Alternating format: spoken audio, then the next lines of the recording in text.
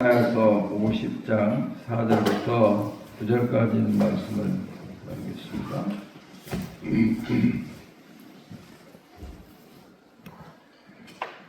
다 함께 읽겠습니다.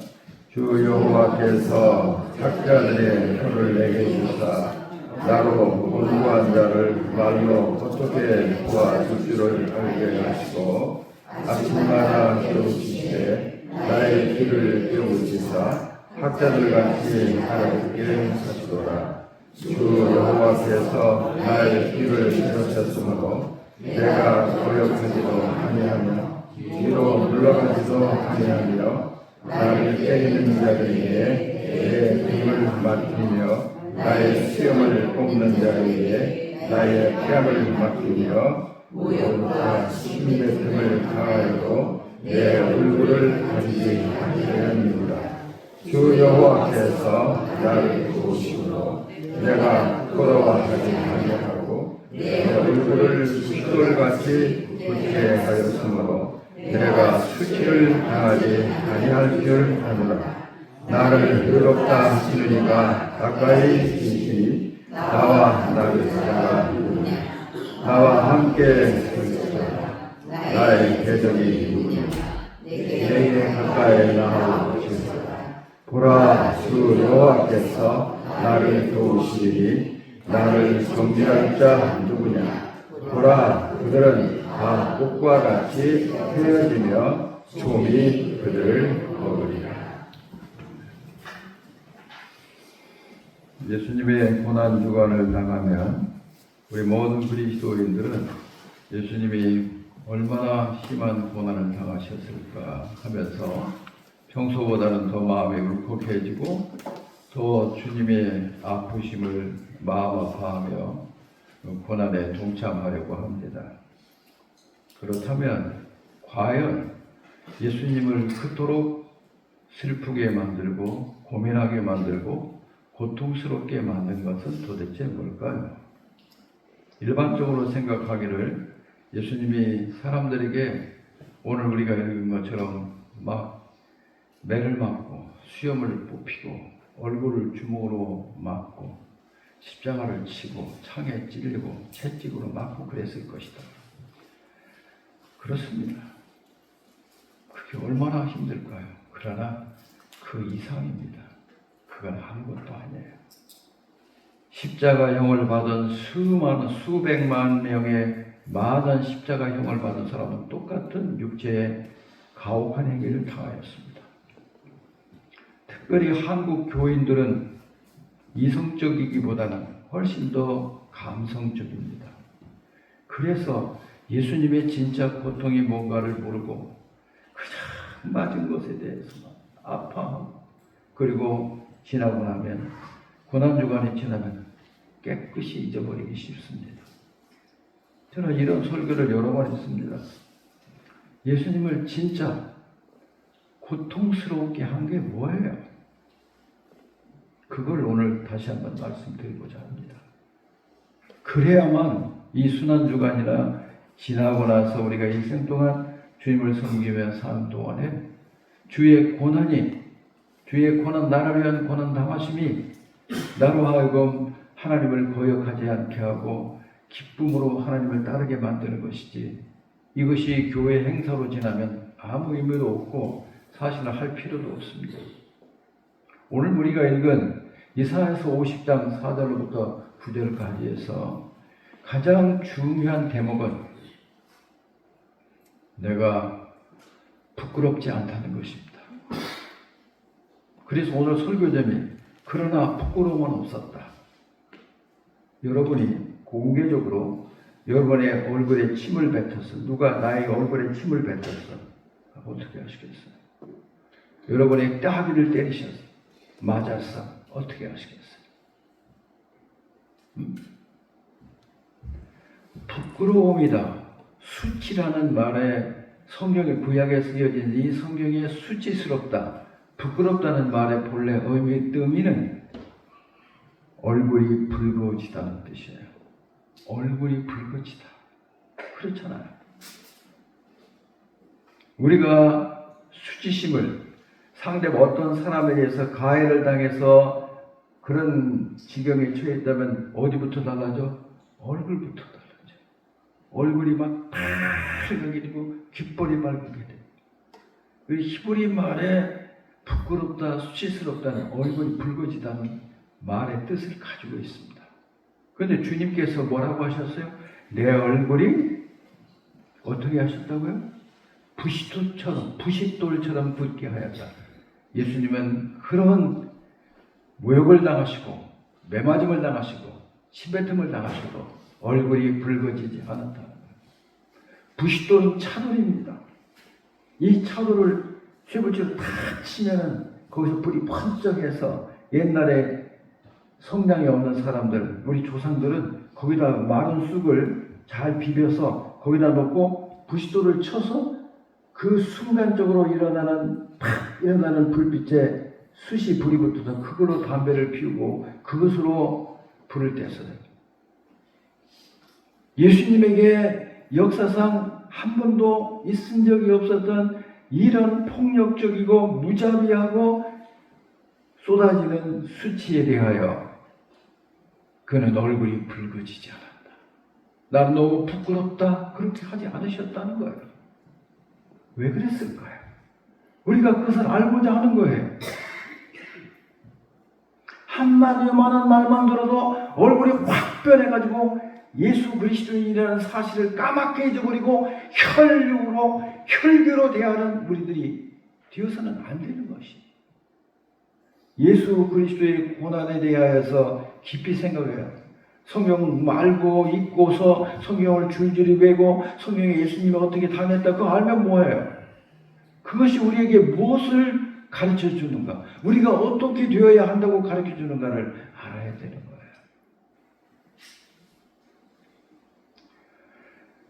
4절부터 보면 하나님께서 예수 그리스도에게 학자의 혀를 주시고 학자의 귀를 주셔서 말하는 것과 듣는 것을 바르게 하셨다.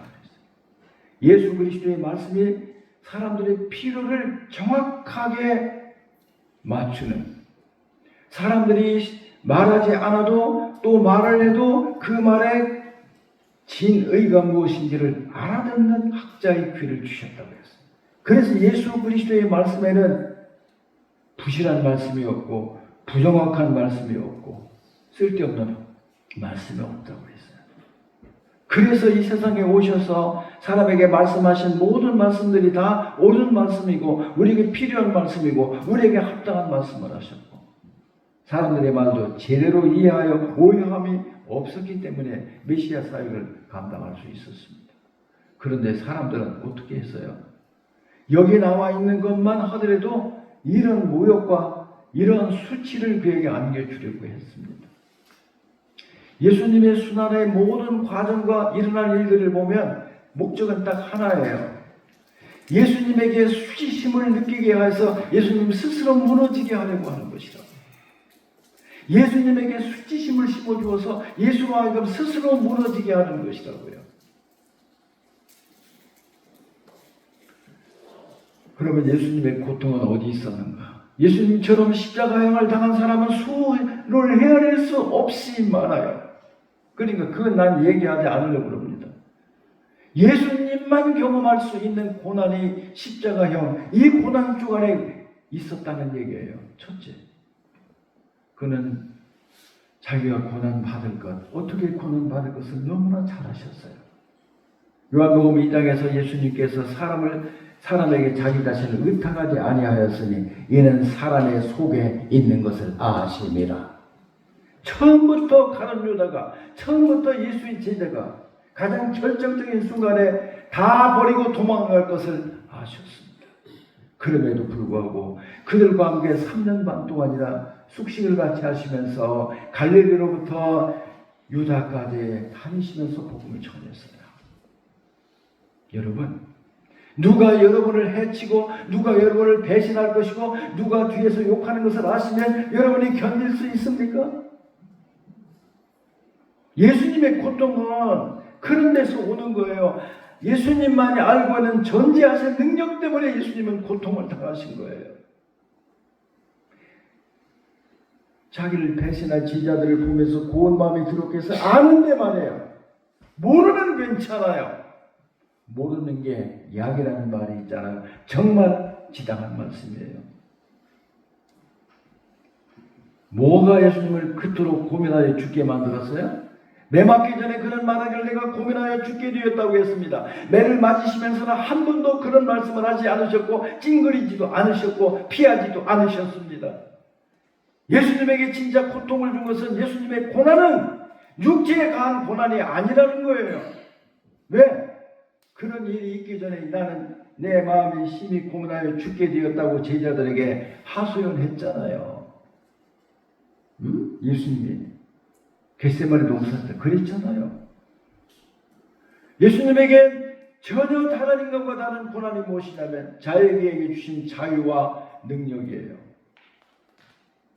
주님은 친히 말씀하셨습니다. 나는 십자가를 질 수도 있고 안 질 수도 있다. 자유를 가지고 있었어요. 능력을 갖고 있었다. 우리가 왜 수치를 당하고 우리가 왜 고난을 당합니까? 능력이 없어서 그래요. 그런데 능력이 있으면서도 그는 절대의 자유를 누리면서도 자기는 십자가 피할 수도 있었습니다. 스스로 취한 거예요. 능력이 있었습니다. 뭐라고 하셨습니까? 내가 눈짓 한 번만 하면 하늘에 12형 더 되는 천군 천사가 금방 내려와서 나를 해치려고 하는 자들로부터 나를 구해 주실 것이라고 주님 말씀하시지 않았어요? 우리는 내게 능력이 없어서 당하지 능력이 있다면 당하지 않습니다. 그냥 매 맞았다는 것에 그 감성적으로 그렇게 울고 불고 얼마나 그러지 마세요. 그러지 마요. 그런 게 아니에요. 예수의 고난, 그리스도의 참된 고난은 그따위 고난이 아니라는 말이에요. 나에게는 할 수도 있고 안 할 수도 있고 거절할 수도 있고 받아줄 수 있는 그런 자유가 있고 그런 능력이 있는데도 불구하고 예수는 십자가를 받기로 작정하신 거예요. 그게 그에게 그렇게 고통스러웠다는 거예요. 우리와는 전혀 다른 고통이라는 말이에요. 여러분들도 고통스럽고 슬픈 소식은 가정에게 말하지 않아요? 아내에게 또는 자식들에게 말하지 않고 부모에게 말하지 않죠. 왜? 그러면 걱정하시니까. 그런데 나중에는 그것이 드러나서 왜 당신은 나에게 숨기는 것이 많아? 나에게 왜 말하지 않았어? 그러면서 또한 다툼도 일어날 수 있어요. 여러분, 어떨 때는 말하지 않고 덮어주는 것이 사랑이잖아요. 예수님의 고난과 우리와 전혀 다른 것이 또 있어요. 예수님이 진짜 고통당한 것은 그가 하나님 앞에 그렇게 순종했고 죄가 없으신데도 불구하고 그의 죄목이 뭔지 아세요? 신성모독죄예요. 신성모독죄. 세상에 안식일날 선한 일을 행하셨다는 것이 문제가 됐습니다. 왜 안식일날 사람을 고치느냐?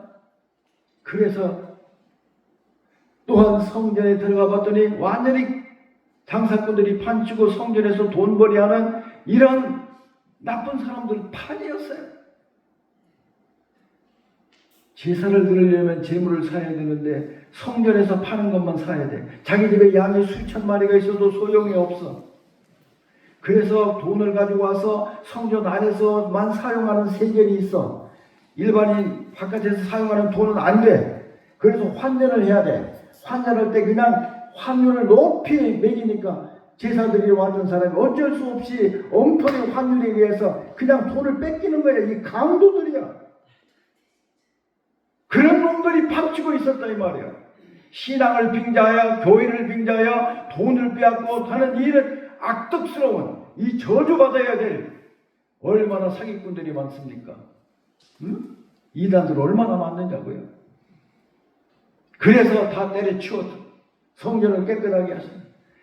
그 당시 그들에게서 성전은 하나님이에요. 네가 무슨 권세로 이런 짓을 하느냐. 그가 선한 일을 했기 때문에 신성모독죄로 그는 고발을 당하여 그것을 견디기가 얼마나 어려웠겠어요. 선한 일을 행한데도 불구하고 악인 취급을 당하면서 죽이려고 덤빈다면 그걸 어떻게 하시겠습니까?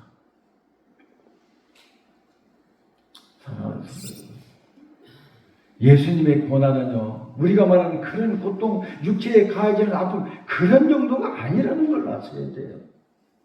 아셔야 돼요. 그뿐만이 아닙니다. 그뿐만이 아니에요.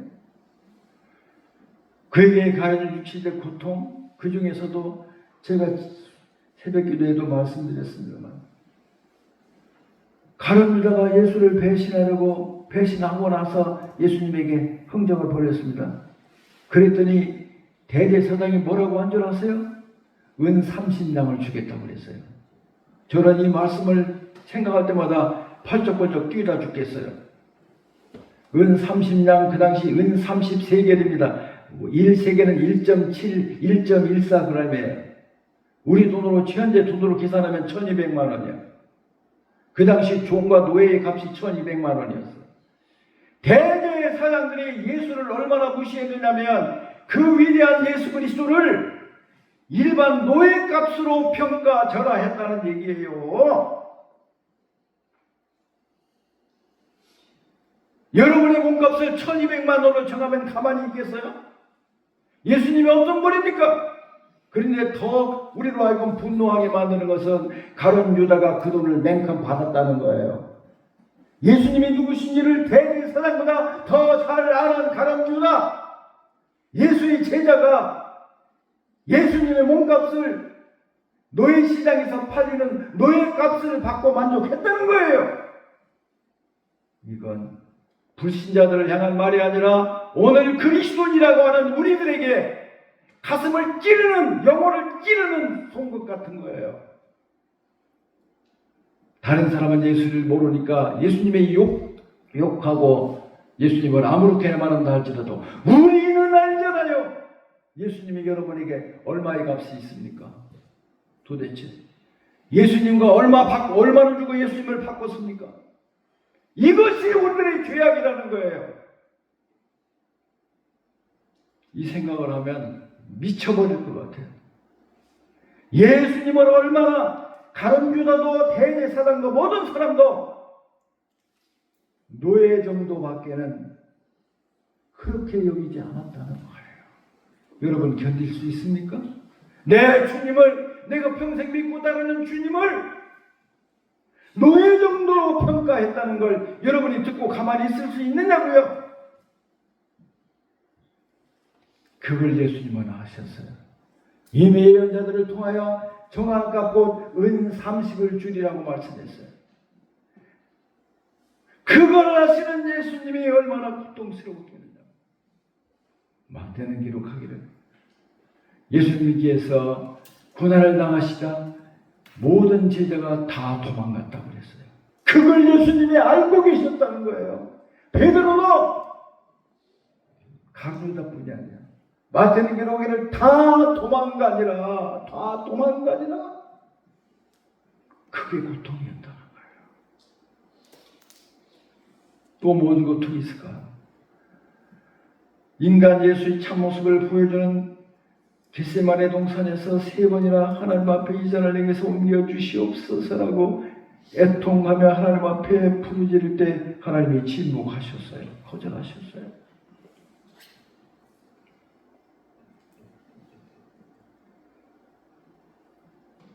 로마 병사들이 예수님에게 홍포를 입히고 벗기고 앞에 절하면서 주먹으로 내리치면서 너를 친 자가 누구냐 맞춰봐라. 견딜 수 있겠어요? 예수님을 십자가에 못 박혔을 때 화가들은 예수님을 조그마한 천적하고 가립니다. 가리지 않았어요. 그림을 그렇게 그려놓은 것이지 어떻게 했습니까? 당시 유대인들은 속옷을 입지 않았어요. 팬티 같은 거 없었어요. 그 당시는 없었어요. 예수님의 옷을 겉옷을 벗겼습니다. 그리고 그것을 제비 뽑았습니다. 예수님을 발가숭이로 십자가에 매달았습니다. 아시겠어요? 우리는 뭐 교회 집사님, 목사님 어쩌고 저쩌고 뭐 어떤 거 조금만 내 자존심을 상하고 조금만 내 품위를 상하고 조금만 뭐 할 것 같으면 얼굴이 파랗고 막 벌겋게 돼서 막 소리 지르고 그러기 쉽잖아요. 뭘 우리가 예수님의 고난을 생각한다고 떠벌리냐 말이에요. 진짜 예수님의 고난이 무엇인지를 예수님은 과연 나에게는 얼마 값이 나갑니까? 도대체가 여러분의 몸값을 여러분의 생명값을 얼마 주면 여러분의 생명을 내놓겠습니까? 아 그만하면 됐어. 그만한 값이면 과분해. 그럴 수 있겠어요?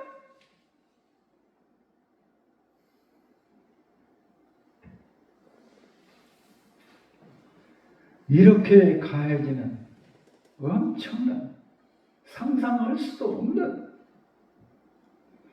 이런 조롱에 이런 수치감을 주려는 그들의 모든 것은 예수에게 수치감을 주는 거예요. 부끄럽게 하는 거예요. 스스로 무너지게 하는 거예요. 수치란 말에 히브리어 말에 얼굴이 붉어지다는 뜻이라고 했죠. 그 뜻은 그렇지만 그 의미는 뭐냐면 기대와 희망이 꺾이고 무능력이 드러났다. 그런 뜻이에요. 기대와 희망은 사라지고 무능력이 드러났다. 예수님의 제자는 끝까지 예수님이 잡혀갈 때 결정적인 순간에 기적을 일으켜서 그들을 다 때려 눕히리라고 생각했습니다. 그런데 그냥 끌려가서 도서장으로 끌려가는 양과 같이 무능하기 짝이 없고 죽음으로 아무런 기대와 희망도 없는 모습을 보였어요. 적어도 3일 동안. 그러니까 예수님 제자 다 도망갔어요. 우리는 안 도망갈까요? 다 도망갔어요. 그게 부끄러움이라는 거예요. 기대와 희망은 사라지고 어떤 희망도 없는 그리고 무능력함은 드러나는 그런 거예요.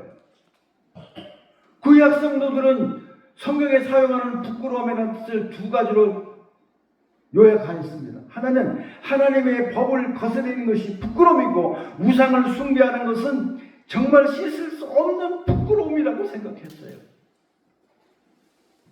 그래서 예수님의 능력을 듣고 보고 안 사람들도 예수님을 포박해서 끌고 가니까 꼼짝달싹 없이 끌려가는 거예요. 때리니까 맞는 거예요. 수염을 잡아 뽑아도 가만히 계신 거야.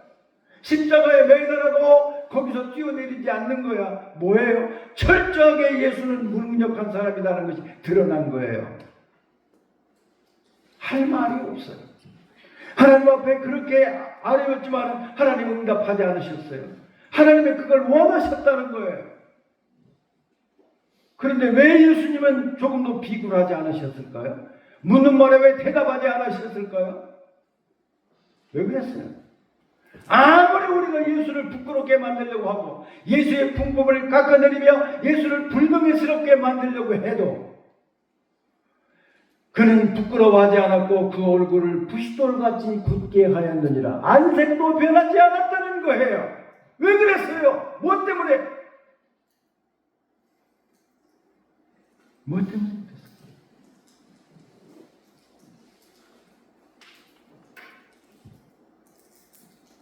예수님은 그렇게 사람들로부터 고난을 당해도 그래도 부끄러워하지 않으셨습니다. 왜 그랬을까요?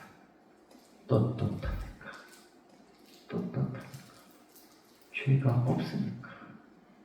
부도덕하지 않았으니까. 부끄러움은 인간이 느낀 최초의 감정입니다.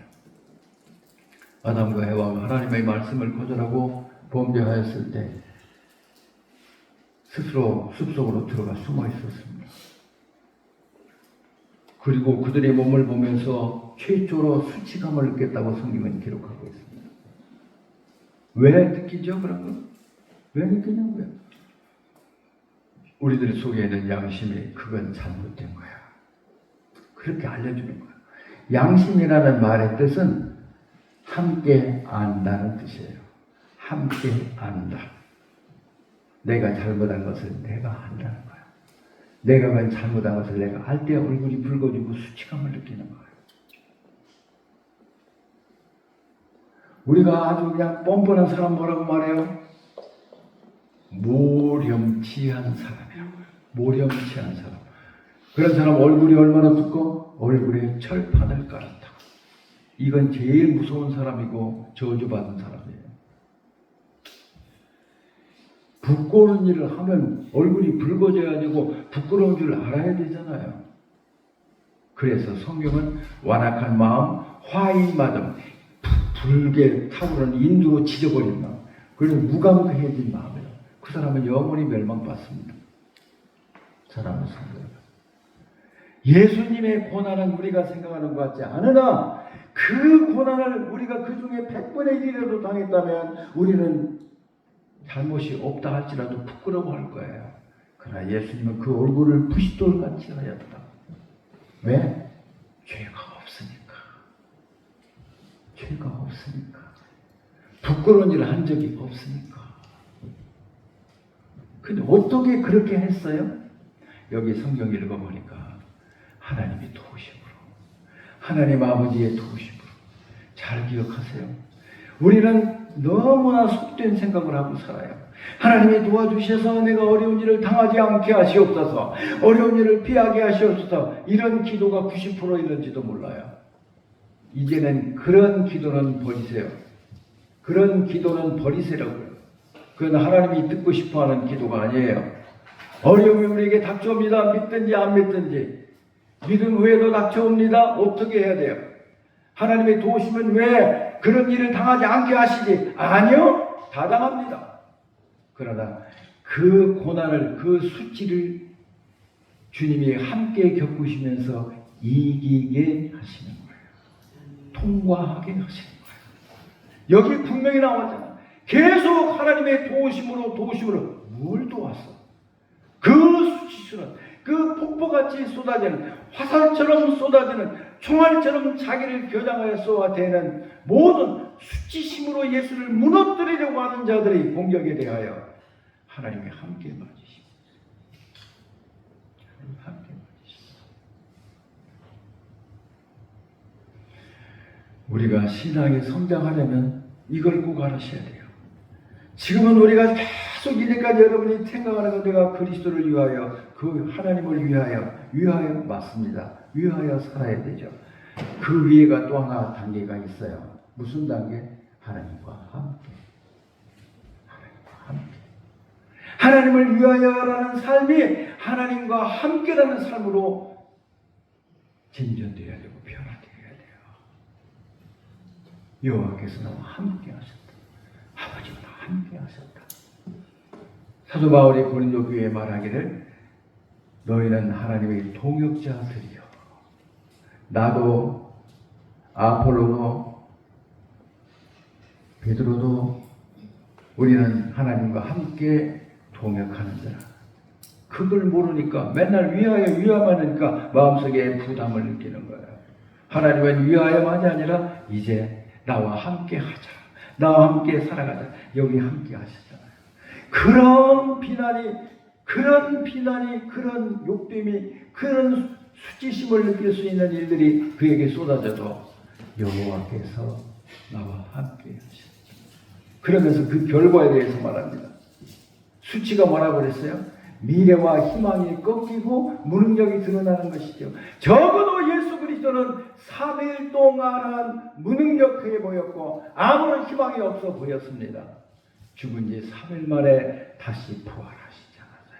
그래서 그에게는 기대도 희망도 꺾이지 않고 오히려 더 높아졌으며 그는 무능력자가 아니라 그는 전능한 분이시다는 것이 드러났잖아요.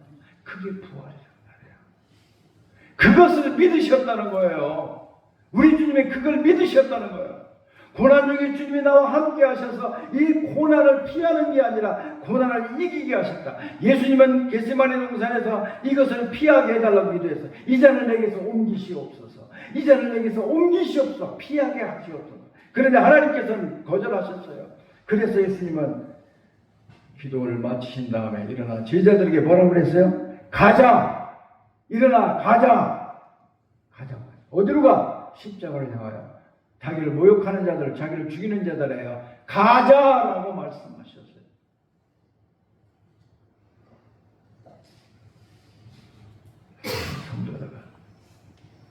우리가 세상에서 고난을 당하나 저나 여러분은 부끄러움이 없이 살아야 됩니다. 부끄러움이 없이 삽시다. 우리의 육체에 가해지고 우리의 명예에 가해지는 여러 가지 우리를 수치스럽게 만들려고 하는 것이 있을지라도 육체에 맞는 것은 매질이 끝나면 잊어버려요. 그러나 우리 마음의 부끄러움은 죽을 때까지 영원히 가는 것입니다. 잊지 마세요. 저나 여러분이나 하나님과 사람 앞에 부끄러움이 없어야 되는 거예요. 부끄러움을 숨기고 살지 마세요. 주님이 말씀하셨습니다. 내가 올 때 너희가 귓속말로 한 것과 골방에서 한 말을 지붕 위에서 퍼뜨리리라. 그때 다 드러나는 거예요. 다 드러나는 거예요. 그러므로 예수님께서는 누구보다도 비교할 수 없는 고난을 당하셨으나 부끄럽지 않으심으로 그걸 이겨냈다는 거예요. 저와 여러분이 가난해도 이름이 없어도 하나님과 사람에 대하여 부끄러움이 없다면 떳떳하고 행복하게 살 수 있습니다. 부끄러움은 정말로 우리를 지옥으로 끌고 가는 거예요. 이걸 잊지 마시고, 그래 맞아, 나는 부끄러움 없이 살 거야. 자꾸 죄의 회개만 하지 마시고 죄를 짓지 말자는 얘기예요.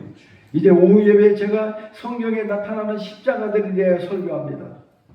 십자가가 성경에 여러 가지 의미의 십자가가 나와요.